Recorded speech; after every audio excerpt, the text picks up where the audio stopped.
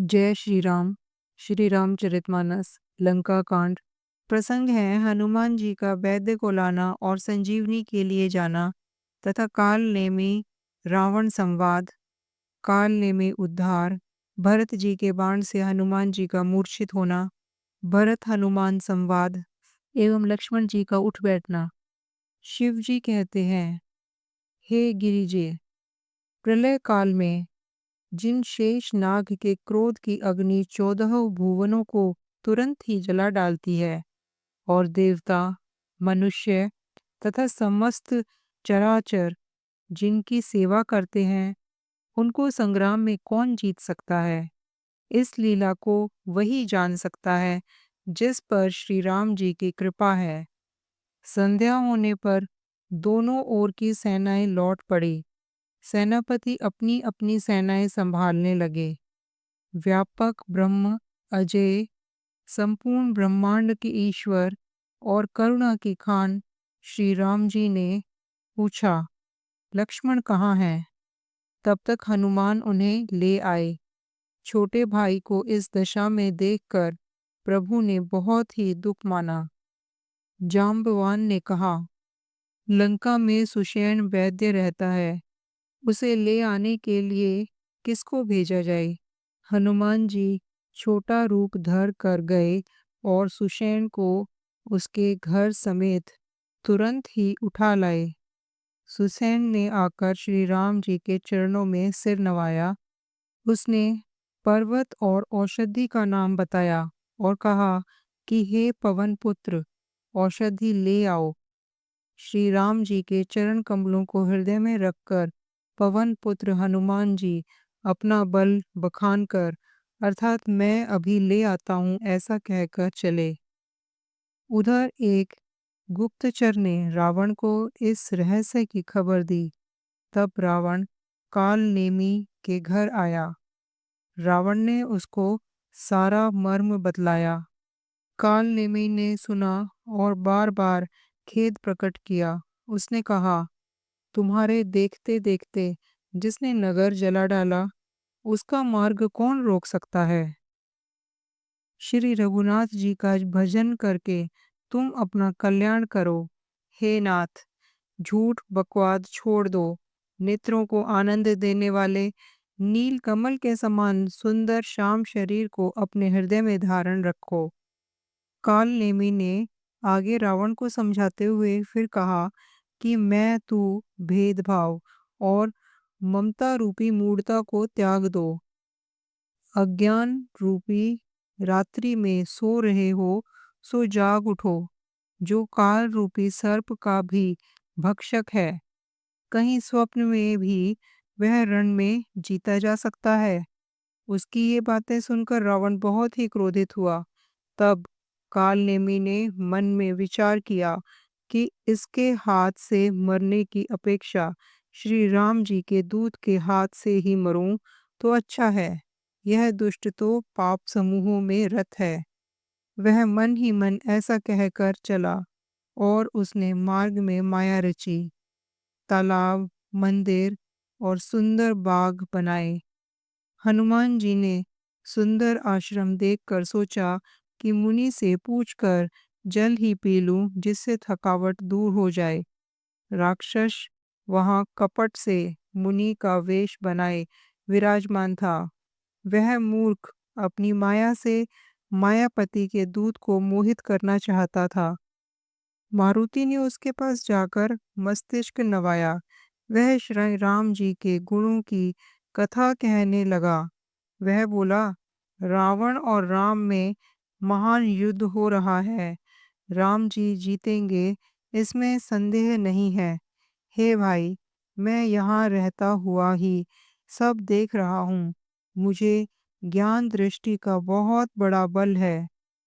हनुमान जी ने उससे जल मांगा तो उसने कमंडलु दे दिया। हनुमान जी ने कहा, थोड़े जल से मैं तृप्त नहीं होने वाला।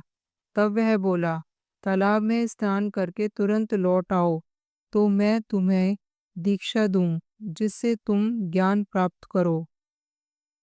तालाब में प्रवेश करते ही एक मगरनी ने अकुलाकर उसी समय हनुमान जी का पैर पकड़ लिया। हनुमान जी ने उसे मार डाला। तब वह दिव्य देह धारण करके विमान पर चढ़कर आकाश को चली। उसने कहा, हे वानर, मैं तुम्हारे दर्शन से पाप रहित हो गई। हे तात, श्रेष्ठ मुनि का श्राप मिट गया। हे कपि, यह मुनि नहीं है, घोर निशाचर है। मेरे वचन सत्य मानो। ऐसा कहकर जो ही वह अप्सरा गई, त्यों ही हनुमान जी निशाचर के पास गए। हनुमान जी ने कहा, हे मुनि, पहले गुरु दक्षिणा ले लीजिए, पीछे आप मुझे मंत्र दीजिएगा। हनुमान जी ने उसके सिर को पूंछ में लपेटकर उसे पछाड़ दिया। मरते समय उसने अपना राक्षसी शरीर प्रकट किया। उसने राम राम कहकर प्राण छोड़े। उसके मुंह से राम नाम का उच्चारण सुनकर हनुमान जी मन में हर्षित होकर चले। उन्होंने पर्वत को देखा, पर औषधि न पहचान सके। तब हनुमान जी ने एकदम से पर्वत को ही उखाड़ लिया। पर्वत लेकर हनुमान जी रात ही में आकाश मार्ग से दौड़ चले और अयोध्यापुरी के ऊपर पहुंच गए। भरत जी ने आकाश में अत्यंत विशाल स्वरूप देखा। तब मन में अनुमान किया कि यह कोई राक्षस है। उन्होंने कान तक धनुष को खींचकर बिना फल का एक बाण मारा। बाण लगते ही हनुमान जी राम राम रघुपति का उच्चारण करते हुए मूर्छित होकर पृथ्वी पर गिर पड़े। प्रिय वचन राम नाम सुनकर भरत जी उठकर दौड़े और बड़ी उतावली से हनुमान जी के पास आए। हनुमान जी को व्याकुल देखकर उन्होंने हृदय से लगा लिया। बहुत तरह से जगाया, पर वे जागते न थे। तब भरत जी का मुख उदास हो गया। वे मन में बड़े दुखी हुए और नेत्रों में विषाद के आंसुओं का जल भरकर ये वचन बोले, जिस विधाता ने मुझे श्री राम से विमुख किया, उसी ने फिर यह भयानक दुख भी दिया। यदि मन, वचन और शरीर से श्री राम के चरण कमलों में मेरा निष्कपट प्रेम हो, और यदि श्री रघुनाथ जी मुझ पर प्रसन्न हो, तो यह वानर थकावट और पीड़ा से रहित हो जाए। यह वचन सुनते ही कपिराज हनुमान जी कौशलपति श्री रामचंद्र जी की जय हो कहते हुए उठ बैठे। भरत जी ने हनुमान जी को हृदय से लगा लिया। उनका शरीर पुलकित हो गया और नेत्रों में आनंद तथा प्रेम के आंसुओं का जल भर आया। रघुकुल तिलक श्री राम जी का स्मरण करके भरत जी के हृदय में प्रीति समाती न थी। भरत जी ने कहा, हे तात, छोटे भाई लक्ष्मण और माता जानकी सहित सुख निधान श्री राम जी की कुशल कहो। हनुमान जी ने संक्षेप में सब कथा कही। सुनकर भरत जी दुखी हुए और मन में पछताने लगे। मैं जगत में क्यों जन्मा, प्रभु के एक भी काम न आया। फिर कुअवसर जानकर मन में धीरज धरकर बलवीर भरत जी हनुमान जी से बोले, हे तात, तुमको जाने में देर होगी और सवेरा होते ही काम बिगड़ जाएगा। अतः तुम पर्वत सहित मेरे बाण पर चढ़ जाओ। मैं तुमको वहां भेज दूं जहां कृपा के धाम श्री राम जी हैं। भरत जी की यह बात सुनकर एक बार तो हनुमान जी के मन में अभिमान उत्पन्न हुआ कि मेरे बोझ से बाण कैसे चलेगा, किंतु फिर श्री रामचंद्र जी के प्रभाव का विचार करके वे भरत के चरणों की वंदना करके हाथ जोड़कर बोले, हे नाथ, हे प्रभु, मैं आपका प्रताप हृदय में रखकर तुरंत चला जाऊंगा।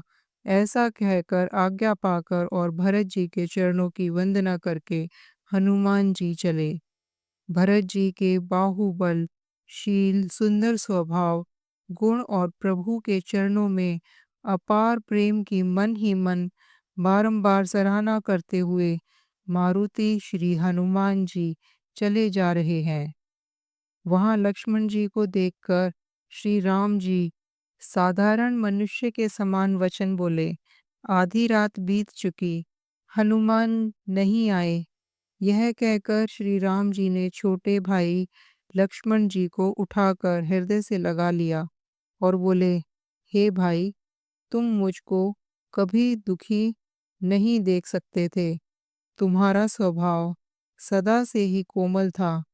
मेरे हित के लिए तुमने माता पिता को छोड़ दिया और वन में जाड़ा, गर्मी और हवा सब सहन किया।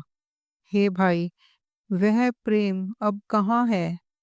मेरे व्याकुलतापूर्ण वचन सुनकर उठते क्यों नहीं?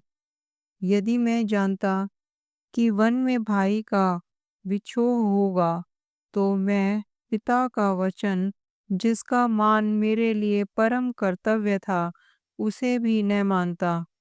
पुत्र, धन, स्त्री, घर और परिवार, ये जगत में बार बार होते और जाते हैं, परंतु जगत में सौहार्द भाई बार बार नहीं मिलता। हृदय में ऐसा विचार कर, हे तात, जागो।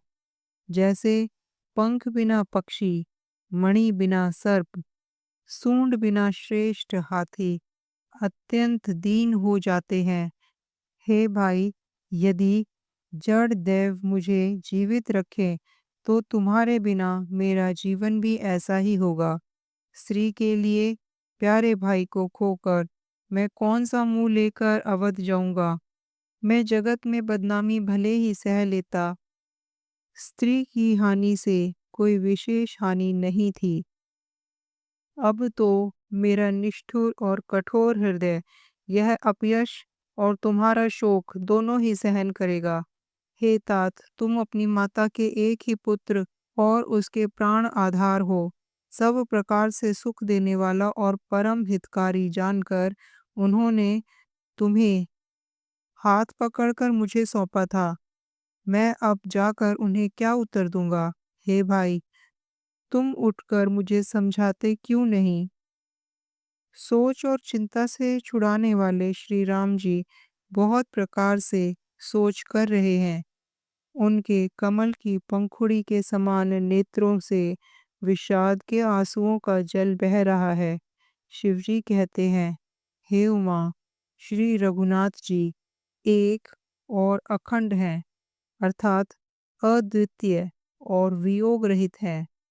भक्तों पर कृपा करने वाले भगवान ने लीला करके मनुष्य की दशा दिखलाई है। प्रभु के लीला के लिए किए गए प्रलाप को कानों से सुनकर वानरों के समूह व्याकुल हो गए। इतने में ही हनुमान जी आ गए। जैसे करुण रस के प्रसंग में वीर रस का प्रसंग आ गया हो। श्री राम जी हर्षित होकर हनुमान जी से गले लगकर मिले। प्रभु परम सुजान और अत्यंत ही कृतज्ञ हैं।